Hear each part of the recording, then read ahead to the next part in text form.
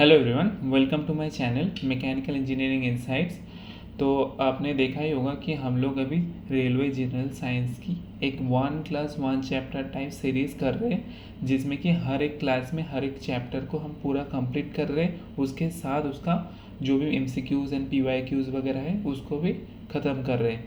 तो आज का क्लास 5 होगा। इसके पहले 4 क्लास ख़त्म कर चुके हैं हमने, और जिसमें 2 बायोलॉजी, एक केमिस्ट्री एंड फिजिक्स हुआ है, और एक सीक्वेंस और एक ऑर्डर में हम कर रहे हैं, जैसे कि पहले बायोलॉजी, उसके बाद केमिस्ट्री एंड उसके साथ फिजिक्स कर रहे हैं। और ये वाला लेक्चर होगा केमिस्ट्री का सेकेंड लेक्चर, जो कि एटम एंड मॉलिक्यूल्स के ऊपर है, और हर एक जो वनडे RRB एग्ज़ाम होता है उसके लिए बहुत ही इंपॉर्टेंट है। और टोटली लेक्चर जो कंटेंट है टोटली NCERT बेस्ड है, तो कोई कंटेंट के ऊपर कोई चिंता करने की बात नहीं, टोटली NCERT बेस्ड होगा। ठीक है, तो आज का क्लास नंबर 5 है, जो कि एटम एंड मॉलिक्यूल्स है। उसके पहले सिलेबस, हर एक PDF में मैंने सिलेबस ऐड कर दिया, क्योंकि सिलेबस अगर हम देखेंगे बार बार तो हमको पता चलेगा कि कौन सा हो गया, अभी कौन सा बाकी है, कौन सा भूल गया है, तो उसको रिवाइज करना पड़ेगा। तो मैटर हम लोगों का हो गया। उसके बाद आज एटम एंड मॉलिक्यूल ये ख़त्म कर देंगे। इसके बाद जो केमिस्ट्री का थर्ड लेक्चर होगा वो होगा एसिड, बेस एंड सॉल्ट। ऐसे करके सीक्वेंस में एक ऑर्डर में चलेंगे, और हम लोग ऐसे सीक्वेंस में चल रहे हैं कि पहले दिन हम मैटर कर लिए। ठीक है, आज ये मैटर का जो कॉन्सेप्ट है वो मॉलिक्यूल, एटम एंड मॉलिक्यूल पे काम आएगा। ठीक है, तो ऐसे हम सीक्वेंस और ऑर्डर में करेंगे कि पहले वाला जो लेक्चर है वो बाद वाला लेक्चर को बेनिफिट करे। तो आज का लेक्चर अभी स्टार्ट करते हैं। तो atom and molecules, atom and molecules के बारे में हमको क्या क्या है एटम एंड मॉलिक्यूल। तो इसको बेसिक से बोले तो जो हमारे पास जो सामने जो भी चीज़ होगा, जो लैपटॉप है, फ़ोन है, कीबोर्ड, जो भी पेन वगैरह जो भी है, वो सारा कुछ एक जो स्मॉलेस्ट जो यूनिट होता है उससे मिलके बनता है, और उस स्मॉलेस्ट यूनिट को ही हम एटम बोलते हैं। Atom is basically the one of the basic of the all matter, जो एकदम बेसिक फंडामेंटल जो फंक्शनल एकदम बेसिक यूनिट होता है उसको ही हम एटम बोलेंगे। अगर ये कोई एक मैटर या एलिमेंट होगा तो इसका जो स्मॉलेस्ट एक स्मॉलेस्ट यूनिट होगा इसको हम एटम बोलेंगे। ठीक है, इसको हम एटम बोलेंगे। सो एटम 3 चीज़ों से मिलके बनता है, जो कि न्यूट्रॉन होता है, प्रोटॉन एंड इलेक्ट्रॉन, जो कि बाद में हम देखेंगे कैसे इसका डिस्कवर हुआ था और इसका फंक्शन क्या है बाद में देखेंगे। लेकिन अभी हम थोड़ा बेसिक्स के ऊपर बात कर रहे हैं। तो atom is the smallest constitute of a matter that possesses the properties of the chemical element, and matter में matter smallest unit sorry atom क्या होता है, स्मॉलेस्ट यूनिट होता है कोई भी मैटर का, और ये क्या करता है, जो एक प्रॉपर्टीज होता है, केमिकल प्रॉपर्टीज होता है कोई भी मैटर का, वो ये हैंडल करता है एटम।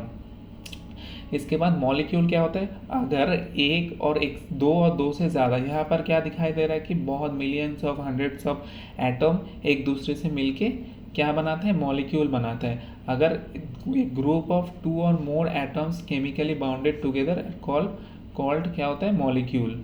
ठीक है, तो एटम एंड मॉलिक्यूल्स का बेसिक हम लोग को पता चल गया कि जो भी हम लोगों के आसपास सारा चीज़ है उसका जो बेसिक एकदम टाइनी स्मॉलेस्ट एलिमेंट होता है, उसको ही अगर जो एकदम डिवाइड नहीं हो पा रहा है, एकदम लास्ट स्टेज, उसको ही बोलेंगे एटम। 2 और 2 से ज़्यादा एटम अगर केमिकली बाउंड होगा एक दूसरे से, तो उसको हम बोलेंगे मॉलिक्यूल, सिंपल।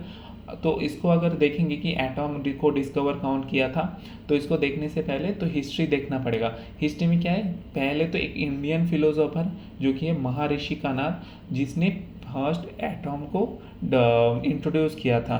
ठीक है, एटम के बारे में क्या बोला था, we shall get smaller and the smaller particles ultimately. ठीक है, हम अगर डिवाइड करेंगे, if we go on the dividing matter, एक मैटर होगा उसको हम डिवाइड करेंगे, बहुत बार डिवाइड किया तो उसका जो लास्ट स्टेज है जहाँ पर और डिवाइड नहीं कर सकते, उस जो लास्ट स्टेज में जो स्मॉलेस्ट पार्टिकल मिलेगा, जो smallest particle beyond which further division will not be possible, जिसके आगे हम कोई डिवाइड नहीं कर सकते, एकदम टाइनी पार्टिकल्स में आके रुक गए हम लोग, तो उसको ही हम बोलेंगे atom. And he name this particle as परमाणु। ये परमाणु के नाम से डिस्क्राइब किया था तभी, जो कि फर्स्ट इंडियन फिलोसोफर महर्षि कनाद, ये हमको याद रखना पड़ेगा। पहले कौन डिस्क्राइब किया था, महर्षि कनाद। उसके बाद जो होता है ग्रीक फिलोसोफर, जो ग्रीक फिलोसोफर था Democritus and Lewis suggested that if we go on the dividing matter, a stage will come when the particle obtained cannot be divided further. तो इसने डेमोक्रेटिस ने भी सेम चीज़ बोला था, डेमोक्रेटिस एंड लुइसिपस ने भी सेम चीज़ बोला था कि अगर कोई मैटर को हम डिवाइड करते रहेंगे, जो एक लास्ट स्टेज में आ जाएगा जहाँ पे और डिवाइड नहीं होगा और वो एकदम स्मॉलेस्ट होगा, उसको ही हम एटम के नाम पे डिस्क्राइब करेंगे। लेकिन इन्होंने और एक चीज़ बोला था कि जो democracies call this invisible particles, atom था, एटम को इनविजिबल पार्टिकल के रूप में उसने डिस्क्राइब किया था, ठीक है। तभी तो हमने देखा कि एटम क्या आता है, मॉलिक्यूल्स क्या होता है, एटम कब फर्स्ट डिस्कवर किया था और एटम कैसे डिस्कवर हुआ था, जो कि एकदम डिवाइड होते होते जो लास्ट स्टेज में आ जाएगा जहाँ पे एकदम टाइनी पार्टिकल्स की तरफ रहेगा जो और डिवाइड नहीं हो पाएगा, उसको ही हम बोलेंगे एटम। उसके बाद मॉलिक्यूल जो हमने बताया कि टू और मोर एटम जब एक दूसरे से मिलेगा, केमिकली बॉन्ड होगा, उसको ही हम बोलेंगे molecule. Atom and molecules are the fundamental building blocks of matter. एक इंपॉर्टेंट लाइन है कि बिल्डिंग ब्लॉक्स ऑफ मैटर को हम किसको बोलते हैं, एटम एंड मॉलिक्यूल्स। मॉलिक्यूल्स होता है और मॉलिक्यूल्स किससे बनता है, दो और उससे ज़्यादा एटम मिलके। And one more thing, one of the first indication that atoms are not divisible comes from the studying the static electrically and the condition under which electricity and is conducted by the different substance। तो ये जो democracies ने बताया था कि जो atom होता है वो इनविजिबल होता है, लेकिन जब हमने स्टडी किया था स्टैटिक इलेक्ट्रिसिटी के साथ तो उसमें आया कि जो एटम होता है वो इनविजिबल नहीं होता है, एटम आर नॉट इनविजिबल, ठीक है। ये पॉइंट भी हम याद रखेंगे। तो atom and molecules are the fundamental building blocks of matter. उसके बाद डाल्टन साहब आया। डाल्टन साहब एक थ्योरी लेके आया जो कि 1808 में, जो कि होता है डाल्टन एटॉमिक थ्योरी, ठीक है। डाल्टन साहब का जो थ्योरी होता है उसका नाम होता है डाल्टन एटॉमिक थ्योरी। उसका डाल्टन साहब का पूरा नाम है जॉन डाल्टन इन 1808। डाल्टन साहब ने क्या बताया, उसने भी अपना कुछ वैल्यूएबल पॉइंट्स रखा कि एटम एंड उसके बारे में। तो उसने फर्स्ट पॉइंट क्या बोला, all the matter is made of very tiny particles call atom. Same चीज़, जो एकदम टाइनी पार्टिकल्स होता है उसको एटम बोलते हैं, which participate in the chemical reaction, जो केमिकल रिएक्शन में पार्टिसिपेट करता है और मॉलिक्यूल्स फॉर्म करता है, ठीक है। उसके बाद एटम्स आर इनविजिबल पार्टिकल, उसने भी बताया कि एटम्स इनविजिबल होता है, एटम को देखा नहीं जाता है, which can not be created or destroyed in a chemical reaction. जब कोई केमिकल रिएक्शन में बाउंड होगा एटम्स, तो उसमें कहीं पर एटम क्रिएट भी नहीं होगा, डिस्ट्रॉय भी नहीं होगा, वो क्या होगा, एक फॉर्म से दूसरे फॉर्म में कन्वर्ट होगा। ये चीज़ अभी तक डाल्टन ने हमको बताया। उसके बाद atom of a given element are identical in mass and chemical properties. एक एटम किसी एक गिवन एलिमेंट का एक जो एटम होगा, वो एटम्स क्या होगा, जो दो और तीन जो एटम होगा और बहुत सारे एटम्स होगा कोई एक एलिमेंट का, उसका क्या मास हर एक एटम का सेम रहेगा और केमिकल प्रॉपर्टीज़ भी सेम रहेगा। लेकिन ये जो पॉइंट है ये बाद में हम देखेंगे कि ये ज़रा सा झूठ पॉइंट है और ये गलत। तो क्या बताया कि जो एक एलिमेंट का जो एटम्स होगा, जो बहुत सारा एटम से बना होगा ना एलिमेंट, तो एक एक एटम का मास और उसका प्रॉपर्टीज सेम होगा। उसके बाद atom of different element have different masses and chemical properties. कि एटम का जो एक एटम का different atoms of different element का एटम हैव डिफरेंट, मतलब इसका ये वाला पॉइंट और ये वाला पॉइंट सेम है, कोइंसाइड कर रहा है। जैसे कि इसने बताया कि एटम का एक एलिमेंट का जो सारा एटम्स होगा उसका masses and chemical properties same होगा। वैसे जो डिफरेंट एलिमेंट होगा तो डिफरेंट एटम्स होगा, तो डिफरेंट एटम्स का क्या होगा, different masses and different properties होगा। लेकिन ये वाला स्टेटमेंट भी उसने गलत बताया, ये बाद में हम देखेंगे कि क्यों गलत बताया। और उसके बाद atoms combine in the ratio of the small whole to form compound.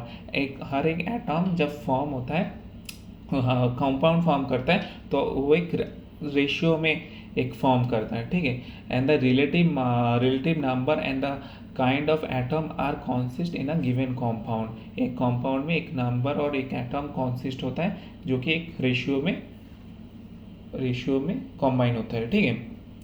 तो लिमिटेशन देख लेते जो हमने इसमें यहाँ पे बताया ना कि ये जो दो स्टेटमेंट है कि एक गिवन एलिमेंट के जो एटम्स होता है वो आइडेंटिकल होता है और दो एलिमेंट के जो एटम्स होता है वो डिफरेंट होगा प्रॉपर्टीज और मासेस के हिसाब से, तो यही उसका लिमिटेशन है। लिमिटेशन क्या है देख लेते हैं एक बार। Limitations are atom is no longer consider as the smallest individual particle. Atom को हम कोई एटम होगा तो उसको हम जो अभी तक हम बोल रहे हैं कि atom is the smallest individual particle, लेकिन ये कहीं ना कहीं थोड़ा सा गलत है कि atom is the no longer the consider smallest individual particle नहीं है, ठीक है। इंडिविजुअल नहीं, ये इनविजुअल नहीं है, स्मॉलेस्ट नहीं है, ठीक है। उसके बाद atom of the same element have different masses. एक जो एटम होता है सेम एलिमेंट के जो एटम्स होता है वो अलग मास दिखा सकता है, जैसे कि आइसोटोप में होता है, ठीक है। आइसोटोप में क्या होता है कि जो प्रोटॉन नंबर होता है वो अलग होता है, तो बाद में देखेंगे हम आइसोटोप आइसोटोन आइसोबार जब पढ़ेंगे। लेकिन ये यहाँ पे क्या देखेंगे कि सेम एलिमेंट में जो एटम होता है वो डाल्टन ने क्या बताया कि same mass and same chemical properties होगा, लेकिन यहाँ पे क्या बोले कि डिफरेंट भी हो सकता है। और atoms of different element have may same mass same masses, और उसका मास भी सेम हो सकता है कहीं पे कहाँ पे जहाँ पे डिफरेंट एलिमेंट होगा। और एक चीज़ जो substance made of same kind of atom may have the different properties. जो सेम काइंड ऑफ एटम, मान लीजिए मेरे पास कार्बन एटम है, ठीक है। कार्बन का एटम है, बहुत सारा कार्बन एटम मिला के एक कॉम्पाउंड या कॉम्पाउंड फॉर्म किया, जैसे कि कोल फॉर्म किया। कोल ग्राफाइट और डायमंड, ये क्या है कार्बन का ही तो सब पार्ट है। तो ये जो फॉर्म किया तो इसका केमिकल प्रॉपर्टीज क्या बोल रहे हैं डाल्टन के हिसाब से, क्या जो एटम का जो एटम अगर किसी एलिमेंट फॉर्म करेगा तो उसका केमिकल प्रॉपर्टीज सेम रहेगा। लेकिन यहाँ पे कोल का केमिकल प्रॉपर्टीज फंक्शन अलग होता है, ग्राफाइट का केमिकल प्रॉपर्टीज अलग होता है और डायमंड का अलग होता है, तो सबका अलग अलग होता है। तो ये एक लिमिटेशन के अंदर आ गया। So are made up of this are made up of carbon atom but they are differ in their properties. तो इसका हर एक का अलग अलग प्रॉपर्टीज होता है जो कि हर एक कार्बन एटम से ही बना होता है, ठीक है। लेकिन ये हर एक का प्रॉपर्टीज अलग होता है। एंड एटम वन लाइन में एटम क्या लिखा है, atom is the building blocks of all matters is called atom. तो एटम क्या होता है, बिल्डिंग ब्लॉक्स होता है। एंड एटम कितना बड़ा हो सकता है, ठीक है। हमारे पास एक आइडिया हो सकता है कि एटम इतना अगर कोई हम सोचे कि जो सॉल्ट होता है ना, सॉल्ट का जो एक एक दाना होता है तो उसको उतना ज़्यादा होगा एटम। नहीं, एटम कितना बड़ा होता है और कितना छोटा है, एटम आर वेरी स्मॉल, जो हम सोच भी नहीं सकते। They are smaller than anything that we can imagine और कंपेयर विद। हमारे अगर हम इसको कंपेयर करने जाए, इमेजिन करने जाए तो हम नहीं कर सकते, क्योंकि जब हम इसका मान देखेंगे तब समझ में आएगा। More than millions of atom can stack would make a layer of barely a thick as the sheet of paper। मतलब क्या बोल रहे हैं कि अगर मिलियंस ऑफ एटम एक दूसरे के ऊपर रखा जाए और बाउंड होगा एक साथ, तब क्या करेगा वो बेयरली एक जो शीट ऑफ पेपर होता है A4 पेज या हमारा नोटबुक का जो एक पेज का जो थिकनेस होगा ना, इस थिकनेस जैसा होगा। जो अगर 1 मिलियंस ऑफ एटम अगर एक दूसरे के ऊपर रखेंगे, ठीक है, तब हो सकता है ऐसा।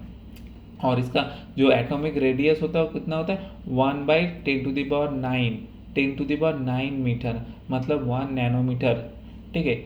मतलब इसका रेडियस कितना होता है 10⁻⁹ मीटर, 10⁻⁹ मीटर, इतना छोटा होता है, ठीक है, इसका रेडियस। मतलब आप सोच लीजिए अगर उस रेडियस का कोई गोल करे, सर्कल बनाए तो कितना छोटा होगा। और उसके बाद डाल्टन साहब ने जब देखा कि उसने एटम के बारे में बताया, उसके अपना रूल्स बनाया, लेकिन उसने जब ये सब किया तो उसने देखा कि बहुत सारे एलिमेंट्स उसके आसपास आ रहा है, तो वो सारे एलिमेंट्स को अगर कैसे डिफाइन करे, नाम तो दे देगा लेकिन उसको सिंबलाइज कैसे करेगा या कैसे उसको एक और किसी और को पहचानने में मदद करेगा। तो उसके लिए डाल्टन ने हर एक एटम के लिए हर एक सिंबलाइज किया है, जिसको स्पेसिफिक, जिसका वेरी स्पेसिफिक सेंस होता है, ठीक है। इस जैसे एग्जाम्पल, और इसमें क्वेश्चन आता है, ठीक है, एक सिंबल दे देगा, इससे पूछेगा ये सिंबल किसका है, ठीक है, ऐसा दे देगा तो इसको बोलेगा कि फॉस्फोरस का है, ऑक्सीजन का है। तो हर एक सिंबल हमको याद रखना पड़ेगा, हर एक सिंबल के मतलब ये जो जितना चार्ट में दिया हुआ है इतना सारा याद करना यही बहुत है। जैसे कि हाइड्रोजन, हाइड्रोजन में एक सर्कल होगा, उसके अंदर एक डॉट होगा। ऑक्सीजन में एक सर्कल, उसके अंदर कुछ नहीं, ब्लैंक सर्कल। कार्बन में क्या हो, एक सर्कल, उसके अंदर फील्ड होगा, ठीक है। आयरन में सर्कल, उसके अंदर आई लिखा होगा। ये iron, platina, copper, lead and silver, ये याद रखने बहुत आसान है क्योंकि इसके सर्कल होगा, इसके अंदर जो फर्स्ट लेटर हो वही से डिनोट किया है। लेकिन जो gold, mercury, phosphorus and sulphur है, इसको अलग अलग चीज़ों से डिनोट किया है। जैसे कि सल्फर, सल्फर को ऐसे एक सर्कल, उसके अंदर क्रॉस से डिनोट किया है। मैं इसको याद रखने की टेक्निक भी बताऊंगा कैसे हम याद रख सकते हैं इसको। और फॉस्फोरस को ऐसे मर्सिडीज की जो लोगो होता है ना, उससे तरफ डिनोट किया है। गोल्ड को जी लिखा, उसके बाहर डॉटेड होता है। और मरकरी ऐसा एक सर्कल, उसके चारों तरफ छोड़ छोड़ के ऐसे डॉटेड होता है। इसको हम याद रखने की टेक्निक बोल देते हैं कि मरकरी, जब हम बोलेंगे कि मरकरी का सिंबल बताया जो डाल्टन साहब ने बताया, तो इसको कैसे याद रखेंगे कि मरकरी क्या होता है, विस्कस फ्लूइड होता है। विस्कस मतलब जो अपना रेजिस्टेंस दिखाता है, जो रेजिस्ट करता है। तो ऐसे मरकरी हम सोचेंगे कि मरकरी इसके सर्कल के बाहर चिपक गया, अंदर चिपक गया, ठीक है, हाँ यहाँ मरकरी चिपक गया। तो इसको हम ऐसे याद रख सकते हैं सिंबल। और उसके बाद गोल्ड को मरकरी की जैसा ही है, लेकिन इसके अंदर जी होगा, ठीक, जी से डिनोट किया होगा, तो हम इसको याद रख सकते हैं। और फॉस्फोरस को कैसे याद रखेंगे, इसको याद रखने के लिए ये ट्रिक है कि ये जो लोगो ये ऐसा मर्सिडीज की तरफ दिख रहा है ना, और फॉस्फोरस को एक कार आता है जो पोर्शे करके आता है ना, पोर्शे कार, पोर्शे से फॉस्फोरस याद रखेंगे। पोर्शे मतलब पोर्शे, और एक कार क्या होता है, मर्सिडीज, तो मर्सिडीज की लोगो ऐसे याद रख सकते हैं हम। और एक होता है सल्फर, सल्फर क्या करता है, जो सल्फर होते हैं जो एलर्जी जो वगैरह जो मेडिसिन में हेल्प होता है सल्फर से। सो मेडिसिन उससे क्या होता है, जो मेड किट बॉक्स होता है, ऐसा डॉक्टर सेट होता है ना, जब ये ऐसा प्लस साइन करके लगा रहता है, तो ऐसे हम याद रख सकते हैं सल्फर को, ठीक है। तो ये डाल्टन साहब ने कुछ सिंबल दिया होगा और ये सिंबल को हम याद रखेंगे। और उसके बाद हाँ, ये तो अब एटॉम वगैरह जो हमने क्या अभी तक पढ़ा था कि एटॉम, ओनली एटॉम के बारे में पढ़ा, उससे कुछ अंदर नहीं गया, बाहर का कुछ नहीं देखा, जस्ट एक सिंपल टाइनी पार्टिकल्स रहता है और इसका क्या कुछ होता है ये सब देखा। लेकिन अब हम आ जाते हैं कि एटॉम के अंदर क्या क्या चीज़ है और किसने क्या डिस्कवर किया और किसका क्या गलती निकला बाद में, और कौन सा साल में ये हुआ, ये भी सारा कुछ याद रखेंगे। पहले हम देखेंगे जो सब एटॉमिक पार्टिकल, जब इंग्लिश फिजिसिस्ट जे थॉमसन साहब ने क्या डिस्कवर किया था। कुछ पॉइंट्स हम याद रखेंगे, इतना सारा कुछ पढ़ने की ज़रूरत नहीं है। पहले तो जे थॉमसन ने क्या डिस्कवर किया था, इलेक्ट्रॉन, ठीक है, हम अंडरलाइन कर रहे हैं, क्या कुछ याद रखना है। जे थॉमसन ने डिस्कवर किया था इलेक्ट्रॉन, वो भी 1897 में, ठीक है। जो जे थॉमसन का जो मॉडल था उसका नाम था पाम पुडिंग मॉडल, ठीक है। पाम पुडिंग मॉडल मतलब जो इंग्लिश डेजर्ट होता है उसमें क्या होता है, एक डेजर्ट होता है, उसके अंदर जो पाम एक केक जैसा होता है, मॉइस्ट केक जैसा, उसके अंदर ऐसा पुडिंग होता है, ठीक है, ऐसे चारों तरफ ऐसे पुडिंग की तरफ फैला हुआ रहता है, ठीक है।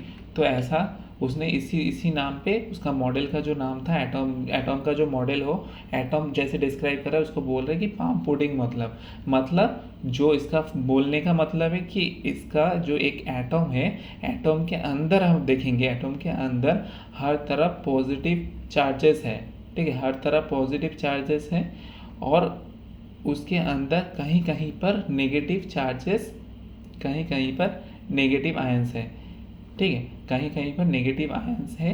जैसे कि ये जो मैंने ड्रॉ किया, ऐसे कहीं कहीं पर नेगेटिव चार्जेस ऐसे पुडिंग की तरह फैला हुआ है, ठीक है। और इसने क्या इलेक्ट्रॉन को डिस्क्राइब किया कि नेगेटिव चार्जेस जो होता है वो इलेक्ट्रॉन होता है, और इलेक्ट्रॉन कैसा रहता है, एक पूरा पॉजिटिव चार्ज रहता है, उसके अंदर कहीं कहीं पर ऐसे फैला हुआ रहता है नेगेटिव आयंस। और क्या बताए, an atom consist of positively charge sphere and the electrons are embedded. Electron क्या था, एम्बेड, इसमें इलेक्ट्रॉन कहीं कहीं पर एम्बेडेड रहता है, ठीक है। The negative and the positive charge are equal in the magnitude, so the atom of the whole electrically neutral. तो इसने और एक चीज़ बताया कि नेगेटिव और पॉजिटिव चार्जेस जो होता है ये इक्वल होता है हर एक एटम के लिए। तो इक्वल होगा तभी एक एटम इलेक्ट्रिकली न्यूट्रल होगा। सेम चीज़ इलेक्ट्रॉन और पॉजिटिव और नेगेटिव अगर एक दूसरे को कट कर देगा तो इलेक्ट्रिकली न्यूट्रल हो जाएगा। लेकिन और 2-3 पॉइंट जो कि हम याद रखेंगे, एक तो डिस्कवर किया था, इलेक्ट्रॉन को डिस्कवर किया था, इसको बोलते हैं पाम पुडिंग मॉडल, जो मॉडल बोलते हैं इसको पाम पुडिंग। और एक जो चीज़ है जो हम याद रखेंगे वो है जो एक्सपेरिमेंट किया था, उसको एक्सपेरिमेंट का जो उसको बोलेंगे by the help of the cathode. इसको बोलते हैं जो एक्सपेरिमेंट किया उसको, उसका नाम क्या है, कैथोड रे एक्सपेरिमेंट। ठीक है, इस एक्सपेरिमेंट का नाम होगा कैथोड रे एक्सपेरिमेंट। बाकी सारा कुछ बता दिया, साल याद रखेंगे। ठीक है, 1897।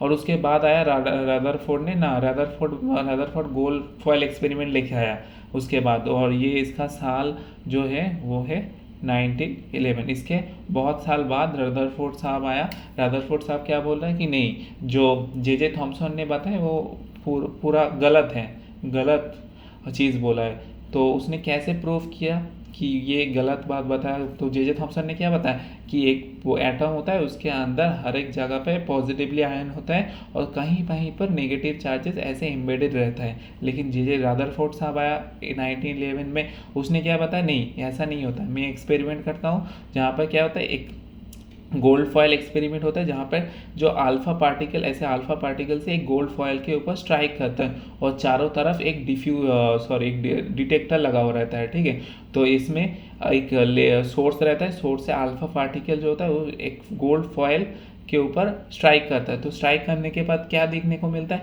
कि गोल्ड फॉयल के अंदर से मोस्ट ऑफ द 99% जो रे होता है वो उसके अंदर से जा रहा है।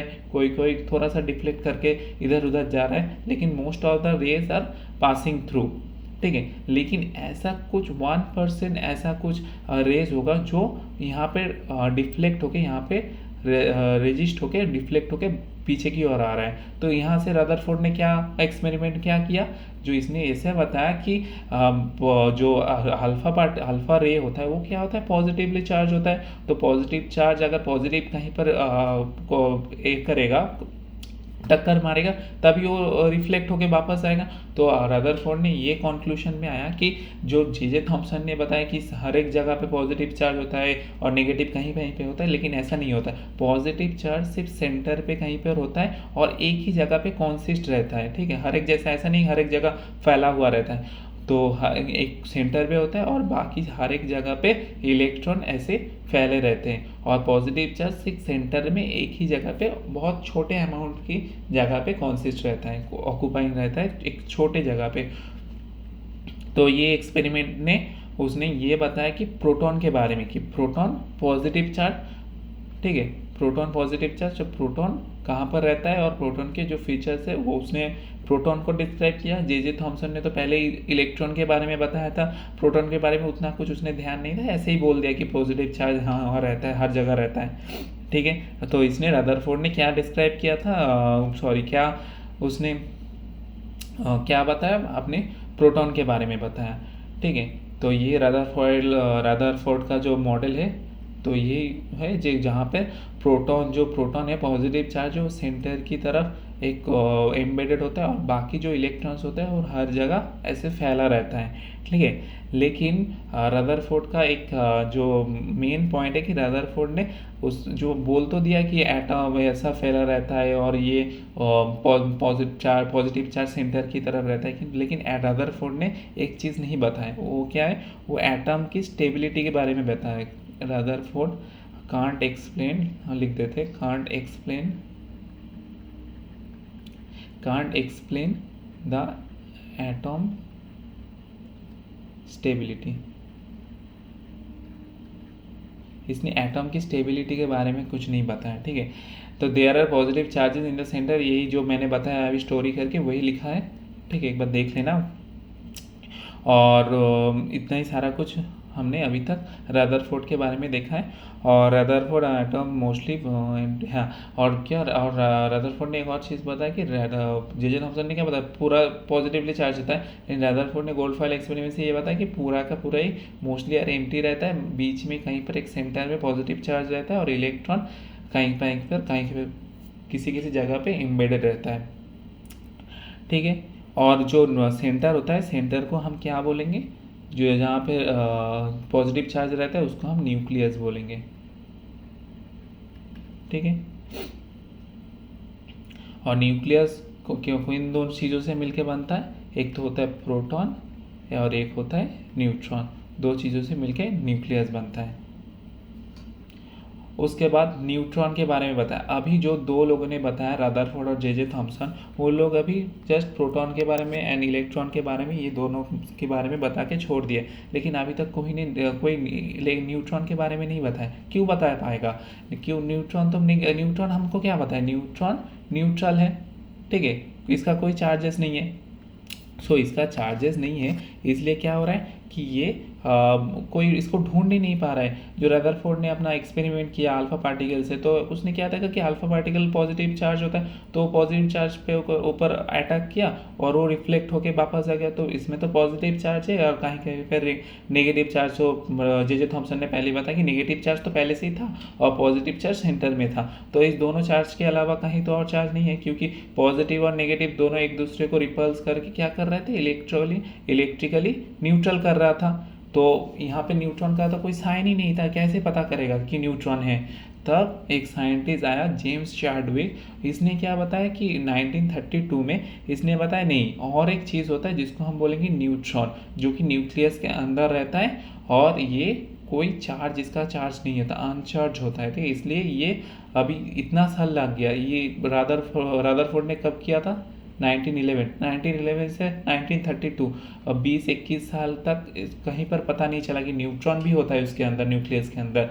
तो तब जब ये जेम्स चार्डविक ने बताया कि हाँ इसके अंदर अनाउंस किया कि इसके अंदर न्यूट्रॉन भी होता है, तब पता चला कि एटॉम तीन चीज़ों से मिलकर बनता है, एक तो इलेक्ट्रॉन जो नेगेटिव चार्ज कैरी करता है, एक प्रोटॉन जो पॉजिटिव चार्ज कैरी करता है सेंटर में रहता है, और न्यूट्रॉन जो न्यूक्लियस के अंदर प्रोटॉन के साथ रहता है लेकिन इसका कोई चार्ज नहीं होता है, ठीक है। और ये एटॉम मॉडल जो होता है एक कैसे सीक्वेंस में जाता है, एक तो जॉन डाल्टन साहब ने पहले ही जस्ट एटम के बारे में बोल दिया कि टाइनी पार्टिकल है, सॉलिड स्फीयर मॉडल। उसके बाद जे थॉमसन ने क्या इलेक्ट्रॉन के बारे में बता के छोड़ दिया कि इलेक्ट्रॉन ऐसे एम्बेडेड रहता है और बाकी हर जगह पॉजिटिव चार्ज। उसके बाद रदरफोर्ड आया, रदरफोर्ड बोल रहा कि ना ऐसा तो नहीं होता है, पॉजिटिव चार्ज सिर्फ सेंटर पे हो रहा है, मेरा एक्सपेरिमेंट ऐसा काम किया, पॉजिटिव चार्ज सेंटर पे होता है और इलेक्ट्रॉन बाकी हर एक जगह एम्प्टी होता है और कहीं कहीं पर क्या होता है, नेगेटिव चार्ज रहता है। और उसके बाद नील बोर आया, जो बोर प्लानिटरी मॉडल लेके आएगा, वो बाद में हम देखेंगे कि 1913 में ये बोल रहा है कि जो इलेक्ट्रॉन होता है वो ऐसा एक यहाँ वहाँ नहीं रहता, वो भी एक सीक्वेंस में, एक ऑर्बिट में जो न्यूक्लियस है उसको सर्कल करके घूम रहा है, वो बाद में देखते हैं, ठीक है। उसके बाद एक होता है कि न्यूट्रॉन का कुछ कंक्लूजन है, जो जेम्स चार्डविक ने न्यूट्रॉन को अनाउंस कर दिया, उसका कंक्लूजन क्या है कि neutron combines with the proton in the nucleus and all other atoms except hydrogen. हाँ, एक और चीज़, जो न्यूट्रॉन तो पहले हमको पता है कि न्यूट्रॉन चार्ज लेस होता है, ठीक है, कोई चार्ज नहीं होता। और एक चीज़, हर एक एटम का न्यूट्रॉन होगा, लेकिन एक एटम ऐसा रहेगा कि हाइड्रोजन, जिसका एक हाइड्रोजन का 3 आइसोटोप होता है, एक होता है ड्यूटेरियम, प्रोटियम, ड्यूटेरियम, ट्राइटेरियम, ठीक है, 3 एटम रहता है। तो इसका एक जो एटम होगा जिसका हम फॉर्मूला लिखेंगे ऐसे, ठीक है, जिसका जो ड्यूटेरियम होता है प्रोटियम होता है, प्रोटियम में क्या होता है, प्रोटियम में हाइड्रोजन का कोई प्रोटॉन नहीं रहता है। तो ये कंक्लूजन आया। कंक्लूजन 2 में क्या बोल रहा है कि neutron is an electrically neutral particle with a zero charges, ये जानते हैं हम। The mass of the neutron is approximately equal to the mass of the proton, जो न्यूट्रॉन को मास होगा वो प्रोटॉन के मास के एकदम इक्वल होगा, ठीक है। तो इन सारी चीज़ों के बारे में हमने अब तक देख लिया। न्यूट्रॉन के बारे में देख लिया, कौन डिस्क्राइब किया, कितने साल में। उसके बाद जो जे थॉमसन ने इलेक्ट्रॉन डिस्क्राइब किया, उसके बाद रदरफोर्ड ने कैसे प्रोटॉन को खोज निकाला। ये सारे मॉडल हमने देख लिया। इसके बाद हम थोड़ा बहुत देख लेते हैं कि इलेक्ट्रॉन, प्रोटॉन और न्यूट्रॉन कैसे, इसको हम कौन से सिंबल से डिस्क्राइब करते हैं। Plus P plus, electron E minus, neutron N0। और इसका जो चार्ज होता है पॉजिटिव चार्ज, नेगेटिव चार्ज और न्यूट्रल रहता है। और ये इनसाइड द न्यूक्लियस होता है always, proton always. Electron outside the nucleus, nucleus के बाहर। न्यूक्लियस अगर ये होगा तो इसके बाहर यहाँ पर हर एक जगह पे इलेक्ट्रॉन रहेगा। और इनसाइड द न्यूक्लियस, न्यूक्लियस के अंदर प्रोटॉन, न्यूट्रॉन भी न्यूक्लियस के अंदर रहेगा। ठीक है, इसका मास नंबर जो है, ये मास नंबर हर एक का दिया हुआ है और रिलेटिव मास नंबर दिया हुआ है। ठीक है, तो अब तक हमने सारा कुछ देख लिया। अब तक हमने एकदम पहले जब लेक्चर स्टार्ट किया तब हमने जस्ट बोला था एटॉम क्या था, एक टाइनी पार्टिकल। लेकिन अब इतना देर तक आने से हम क्या देख ली कि एटम का जो स्ट्रक्चर अब हम देखेंगे तो उसमें क्या होता है, एक तो प्रोटॉन आएगा जो पॉजिटिवली चार्ज होता है, उसके बाद इलेक्ट्रॉन आएगा जो नेगेटिवली चार्ज होता है और बाहर न्यूक्लियस के बाहर रहेगा। और एक क्या होता है, न्यूट्रॉन आया जो बहुत देर बाद डिस्क्राइब किया, तो न्यूक्लियस के अंदर ही रहता है और चार्जलेस रहता है। और एक चीज़ होता है जो कि ऑर्बिट होता है, जिसको फॉलो करते हुए हर एक इलेक्ट्रॉन रोटेट करता है। ये एक बेसिक एटॉम स्ट्रक्चर अब तक हमने देख लिया। इसके बाद एटॉमिक नंबर को हम देखेंगे। तो एटॉमिक नंबर मीन्स क्या होता है, the atomic number is the number of a proton और the number of the electron in an atom. अब हमने देख लिया कि प्रोटॉन रहता है, न्यूट्रॉन रहता है, इलेक्ट्रॉन रहता है, लेकिन इसका कितना कितना अमाउंट हर एक कोई स्पेसिफिक एलिमेंट के अंदर कितना रहेगा, ठीक है, उसको ही हम अब डिस्क्राइब करेंगे कि एटॉमिक नंबर क्या होता है। एटॉमिक नंबर जिसका कोई एक एलिमेंट का जितना प्रोटॉन नंबर होता है उतना ही इलेक्ट्रॉन नंबर होता है, और उसको ही दोनों को ही हम बोलेंगे atomic number. So atomic number is equal to proton संख्या इज इक्वल टू इलेक्ट्रॉन संख्या। ठीक है, जितना एटॉमिक नंबर होगा उतना ही प्रोटॉन संख्या होगा, उतना ही इलेक्ट्रॉन संख्या होगा। ठीक है, एटॉम इज इलेक्ट्रिकली न्यूट्रल, तो इलेक्ट्रिकल न्यूट्रल होगा क्योंकि प्रोटॉन और इलेक्ट्रॉन एक दूसरे को रिपल्स करेगा। ठीक है, और न्यूट्रॉन का तो कोई चार्ज ही नहीं है। That means the number of the proton is always equal to the number of electron. Okay, every atom has the unique atomic number. हर एक एटम का एक यूनिक एटॉमिक नंबर रहेगा जिससे हम उसको रिप्रेजेंट करेंगे एक, ठीक है, हर एक का एक यूनिट होता है और it is represented bye Z. Atomic number को हम जेड से रिप्रेजेंट करते हैं, ऐसे हम लिखते हैं। एक अगर कोई होगा, एक पार्टिकल होगा, उसका एटॉमिक नंबर हम जेड से डिनोट करेंगे और उसके बाद जो एटॉमिक मास होगा उसको ए से डिनोट करेंगे। एटॉमिक मास देख लेते हैं एक बार। Atomic mass, the mass of the nucleus is the atomic mass and represented by letter A. ठीक है, एटॉमिक मास क्या होता है, mass of the nucleus. Nucleus का जो मास होता है उसको ही हम एटॉमिक मास बोलते हैं, and it is represented by the letter A. एक सेकेंड, रिकॉर्डिंग चल रहा है ना, हाँ। तो इसको हम ए से रिप्रेजेंट करेंगे। आगे अगर एक पार्टिकल होगा उसका जेड से क्या डिनोट कर रहे हैं, atomic number is equal to proton संख्या इज इक्वल टू इलेक्ट्रॉन संख्या, एंड द जो एटॉमिक मास होगा, एटॉमिक मास को हम किससे डिनोट करेंगे, मास को हम ए से डिनोट करेंगे। ठीक है, तो यहीं पर एक देख लेते हैं एग्जाम्पल, जो हम x A and x Z लिखा था ना हमने, यहाँ पर अभी लिखा, तो उसको ही हम यहाँ पर एक एटम से देख लेते हैं। जो कार्बन एटम रहता है, कार्बन का क्या रहता है, ये 6 इज इक्वल टू नंबर 12 से हम डिनोट कर रहे हैं। मास नंबर हमेशा इसका ऊपर का जो होगा उसका नंबर होगा उसको मास नंबर से डिनोट करेंगे, और जो नीचे का होगा उसको हम एटॉमिक नंबर से डिनोट करेंगे। ठीक है, इसको ऐसे याद रख सकते हैं कि मास नंबर या माँ हमेशा हम लोग के ऊपर रहता है। जो भी हम जितना भी बड़ा हो जाए, माँ हमेशा ऊपर रहेगा, तो मास नंबर ऐसे ऊपर, ऐसे एक ट्रिक होता है जो हम बाद में याद कर सकते हैं। ठीक है, ऐसे तो याद रहता है, कभी कभी अगर भूल जाए तो ये 6 क्या होगा, 6 होगा एटॉमिक नंबर, जिसको हम प्रोटॉन नंबर या इलेक्ट्रॉन नंबर भी बोल सकते हैं। तो एटॉमिक मास क्या बोल रहे हैं, एक लाइन से जल्दी देख लेते हैं कि it is the number of the proton and the neutron as their mass is approx 1 u यानी 1 AMU, एटॉमिक मास यूनिट। और उसके बाद it is measure the atomic mass unit AMU और सिंपली U। और यहाँ पे आ गया तो एक बार ये नंबर देख लेते हैं कि 1 AMU इज इक्वल टू कितना होता है, 1 AMU is equal to 1.67 into 10⁻⁻27 kg, ठीक है, ये याद रखेंगे हम। उसके बाद the atomic number can be formed out from the atomic मास, ठीक है, ये तो पता कर लिए। और क्वेश्चन देख लेते हैं एक बार जल्दी। What will be the number of the neutrons of an atom having the atomic number 35। 35 अगर एटॉमिक नंबर होगा, उसका मास नंबर 80 होगा। मतलब ये वाला सेक्शन अगर हम इसको ऐसे डिनोट करेंगे ना, ये z, तो ये बोल रहा है 80 और z बोल रहा है 35, ठीक है। तो हम अगर हमको क्या निकालने बोल रहा है, न्यूट्रॉन, तो हम इसका फॉर्मूला जानते हैं। न्यूट्रॉन इज इक्वल टू क्या होता है, मास नंबर जो होता है, mass number means a minus Z. Mass number से अगर हम इसका एटॉमिक नंबर माइनस करेंगे, एटॉमिक नंबर या प्रोटॉन संख्या या इलेक्ट्रॉन संख्या माइनस करेंगे, तो हमको क्या मिलेगा, न्यूट्रॉन नंबर मिलेगा। तो वही फॉर्मूला है। तो इसका अगर माइनस करेंगे 80 से तो 45 होगा। उसके बाद number of proton neutrons and the electrons in the element कितना होता है, तो ये फॉर्मूला हमको पता है। तो इसमें ये नीचे वाला तो प्रोटॉन होगा, यही इलेक्ट्रॉन होगा, ठीक है, और ये एटॉमिक नंबर होगा, ऊपर का होगा मास नंबर, और इससे इसको माइनस करेंगे, सब्सट्रैक्ट करेंगे, तो ये क्या मिल जाएगा, हमका न्यूट्रॉन मिल जाएगा, सिंपल। और an element has a mass number of 37, इसका मास नंबर दिया हुआ है, एटॉमिक नंबर दिया हुआ है।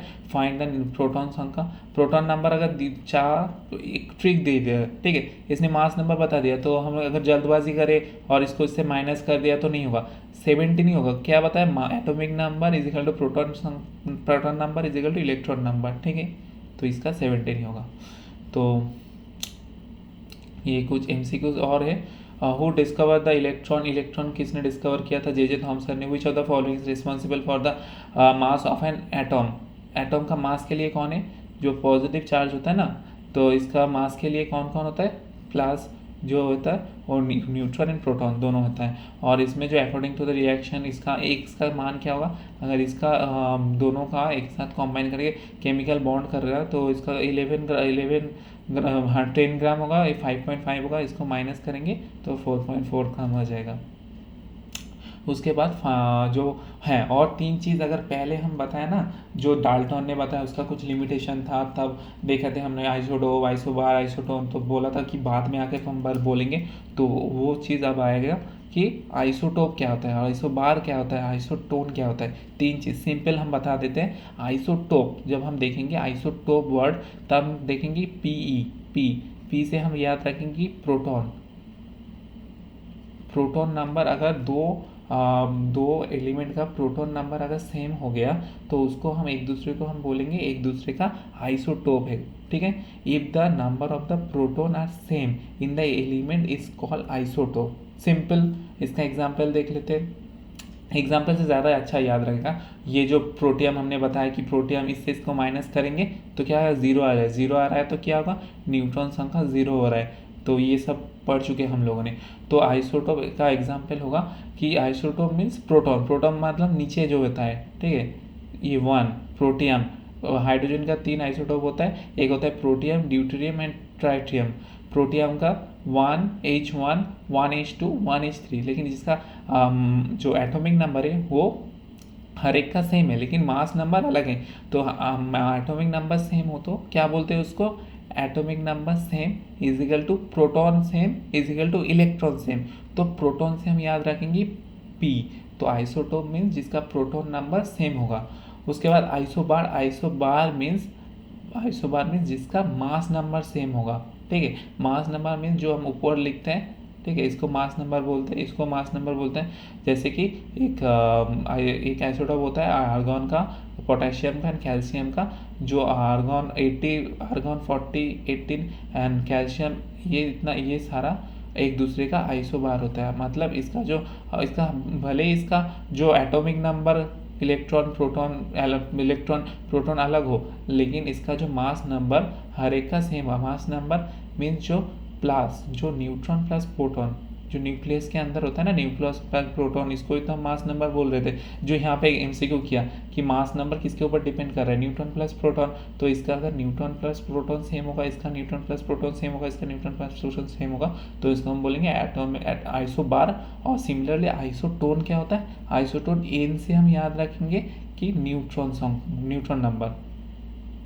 न्यूट्रॉन नंबर अगर कोई किसी का सेम हो गया, न्यूट्रॉन्स मीन्स ऊपर का नीचे से माइनस होगा, ठीक है। मास नंबर से अगर मास नंबर से प्रोटॉन या एटॉमिक नंबर हम घटा दें तो क्या मिलता है, न्यूट्रॉन नंबर मिलता है। अगर न्यूट्रॉन नंबर सेम हो गया, जैसे कि सिलिकॉन एंड फॉस्फोरस, इस दोनों का जो मॉलिक्यूल है, इसका देखेंगे 30 माइनस 14 16 न्यूट्रॉन होगा, और 31 माइनस 15 करेंगे तो ये वाला भी होगा 16, तो इसका न्यूट्रॉन सेम होगा। तो न्यूट्रॉन सेम होगा तो एक दूसरे का ये क्या हो जाएगा, आइसोटोन हो जाएगा, सिंपल। और एक यहाँ पे एग्जांपल दिया है आइसोबार का जैसा, कौन सा आइसोबार का, पेयर ऑफ आइसोबार मीन्स हम क्या याद रखे थे, आइसोबार मीन्स जिसका प्रोटॉन प्लस न्यूट्रॉन सेम होगा, मतलब मास नंबर सेम होगा। मास नंबर सिंपली हम याद रखेंगे ऊपर वाला नंबर जिसका सेम होगा, किसका सेम हो रहा है, इसका, तो यही होगा, बाकी का देखेंगे तो नहीं होगा। इसके बाद ये वाला सेक्शन हो गया। इसके बाद बोर साहब ने कुछ प्लानिटरी मॉडल बोला था। तो हमने जो चार्ट पहले देखा था ना, जब ये वाला सेक्शन कर रहे थे, ये वाला एटॉमिक मॉडल वाला, एटॉम मॉडल वाला, तो जॉन डाल्टन ने देखा, जे थॉम्सन ने बताया, उसके बाद रदरफोर्ड ने बताया, नील्स बोर ने बताया। तो ये नील्स बोर का जो मॉडल है, यही हम अब देखेंगे कि नील बोर ने क्या बताया। नील बोर का जो प्लानिटरी मॉडल होता है, प्लानिटरी मॉडल ने क्या बताया कि electrons are revolve around the nucleus and stable orbit without emission and the radiation energy. तो इलेक्ट्रॉन एक न्यूक्लियस के चारों तरफ एक स्टेबल ऑर्बिट के अंदर घूमेगा, ठीक है। और क्या बोलता है, और orbit has a defined energy, हर एक ऑर्बिट जो होता है उसका एक डिफाइंड एनर्जी होता है, and is called the energy of shell, ठीक है। और एनर्जी लेवल, हर एक जो लेवल होता है ना, एक से ऑर्बिट होगा, एक ऑर्बिट होगा, एक ऑर्बिट होगा, तो ये हर एक ऑर्बिट का एक एनर्जी, इसका एक एनर्जी लेवल होगा और ये एनर्जी सेल होगा, ठीक है। ये पता चल गया हमको। और एक चीज़ प्लानिटरी मॉडल में और एक डिफाइन किया, जो ऑर्बिट होगा इसको हम एक नाम देंगे। जो पहले वाला न्यूक्लियस है उसका जो क्लोजेस्ट ऑर्बिट होगा उसको हम के से डिनोट करेंगे, उसके बाहर वाला एल से, उसके बाहर वाला एम से, एंड उसके बाहर का एन से डिनोट करेंगे, ठीक है।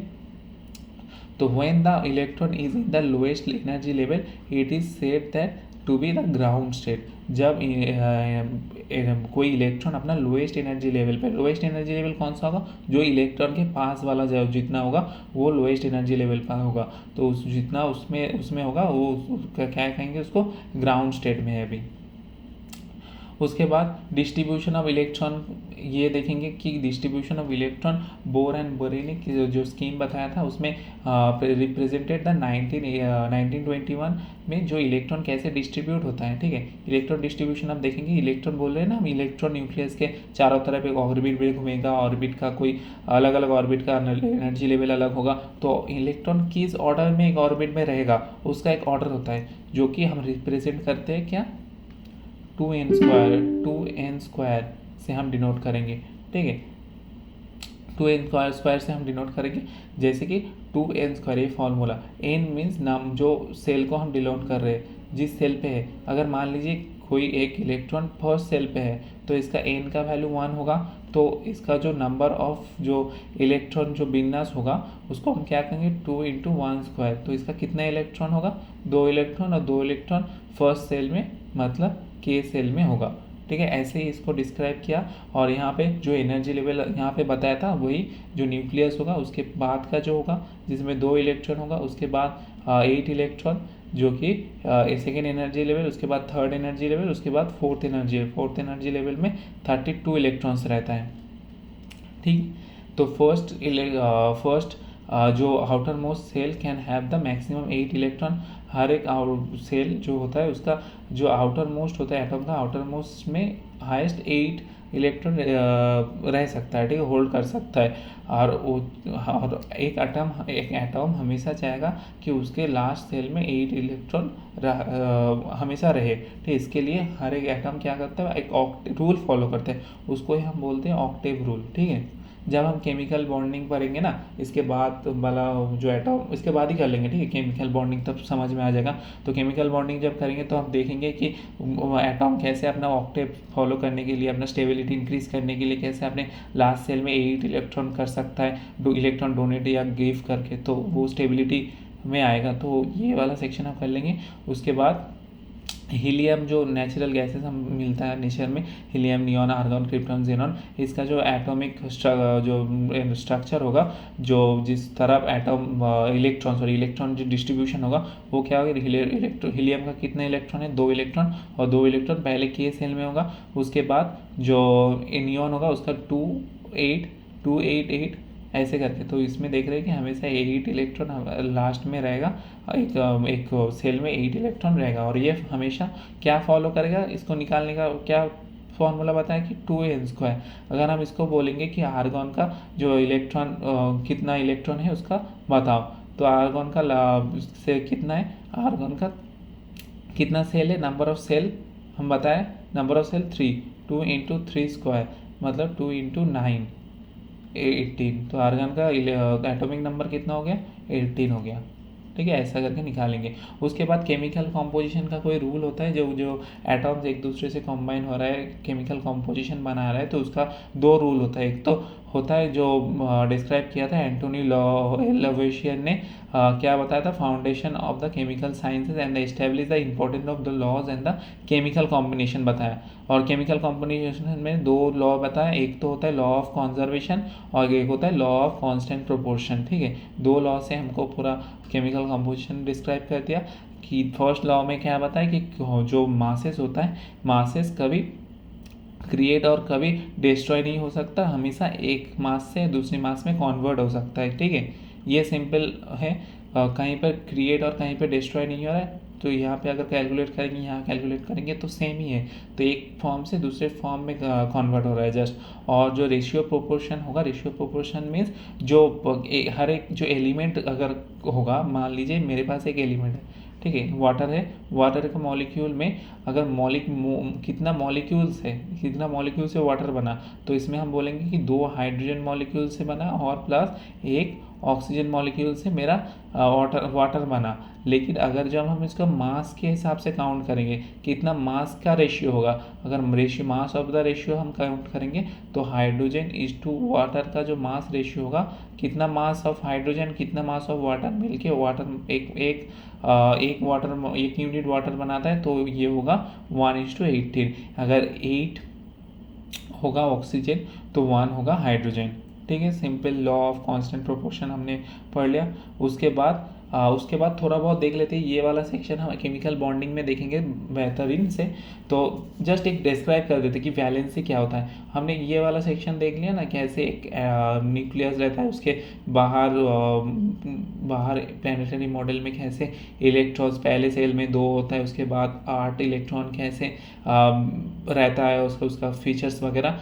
तो इसमें जो लास्ट वाला जो सेल होगा, हमेशा कोई भी एक एटॉम का जो लास्ट वाला सेल का जो इलेक्ट्रॉन्स होगा, उसको हम बोलेंगे वैलेंस इलेक्ट्रॉन। ठीक है, और लास्ट वाला सेल में अगर कोई इलेक्ट्रॉन उसका ऑक्टेट कंप्लीट करना चाहता है, मतलब कोई सेल में अगर 2 इलेक्ट्रॉन लास्ट में होगा, तो वो क्या करना चाहेगा, 8 इलेक्ट्रॉन करना चाहेगा। तो इसके लिए उसको और 6 इलेक्ट्रॉन चाहिए, नहीं तो 2 इलेक्ट्रॉन इसको दे देना होगा। ठीक है, तो कौन सा आसान रहेगा, 2 इलेक्ट्रॉन छोड़ना आसान रहेगा 6 इलेक्ट्रॉन गेन करने से। ये सारा कुछ हम बाद में देखेंगे, लेकिन ये इतना बता दें कि वैलेंसी मतलब अगर लास्ट सेल में 8 इलेक्ट्रॉन करना है, तो किसी इलेक्ट्रॉन को छोड़ना होगा और किसी इलेक्ट्रॉन को गेन करना होगा। तो जितना इलेक्ट्रॉन छोड़ेगा और जितना इलेक्ट्रॉन गेन करेगा, ये नंबर ऑफ इलेक्ट्रॉन को ही, ये प्रोसेस को ही हम बोलेंगे वैलेंसी। और जो इलेक्ट्रॉन ये पार्टिसिपेट करता है उसको बोलेंगे वैलेंस इलेक्ट्रॉन। ठीक है, सिंपल टर्म। और थोड़ा बहुत इसमें क्या है कि if the valence electrons are 4 and less than 4, तब क्या होगा, इलेक्ट्रॉन नंबर ऑफ वैलेंसी क्या होगा, 4 2 4 3 4। और उसके बाद अगर इलेक्ट्रॉन का मोर देन 4 होगा, तब वो क्या करेगा, गेन करेगा। और जब लेस देन 4 होगा, क्या करेगा, छोड़ देगा। लेकिन छोड़ने में आसान रहेगा, लोएस्ट है ना। और ये क्या है, 6 7 8 अगर होगा, 5 6 7 8, तो वो क्या करेगा, गेन करेगा, बाकी 2 3 4। और उसके बाद जो केमिकल ऑक्टेट फॉलो कैसे करता है, केमिकल बॉन्डिंग से करता है। कोई सेक्रीफाइस कर देता है, ठीक है, तो कोई ऑप्टेन कर देता है, तो तो कोई कहीं पर शेयरिंग होता है। जब हम आयनिक बॉन्डिंग, केमिकल बॉन्डिंग भरेंगे तब ये हम बेहतरीन से समझ पाएंगे कि कैसे एक इलेक्ट्रॉन डोनेट कर रहा है, कोई कैसे अपना ऑक्टेट फॉलो कर रहा है, ठीक है।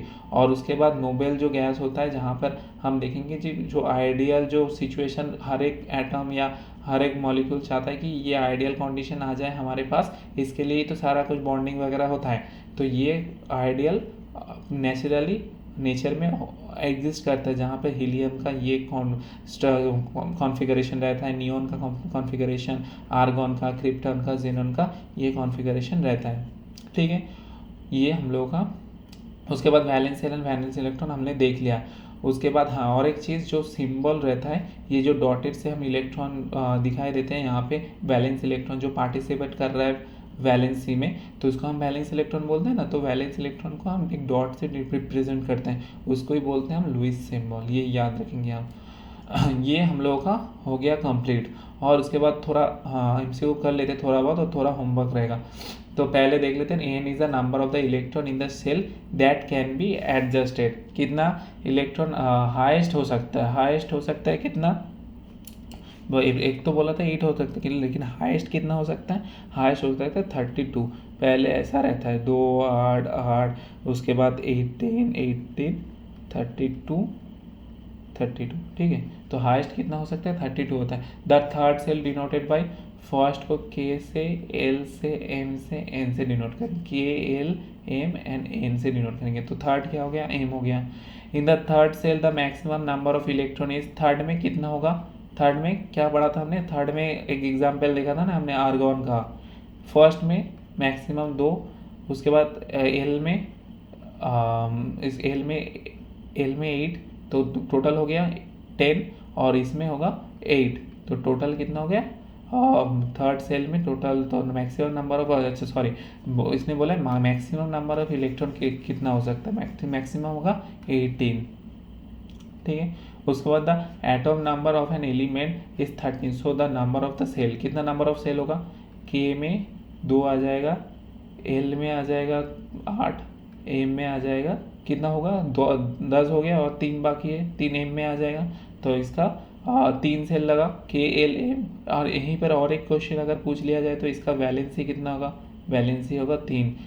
वैलेंस इलेक्ट्रॉन कितना होगा, मतलब कि 3 इलेक्ट्रॉन इसमें पार्टिसिपेट करेगा केमिकल रिएक्शन, केमिकल बॉन्डिंग में या आयनिक बॉन्डिंग में, जो भी हो।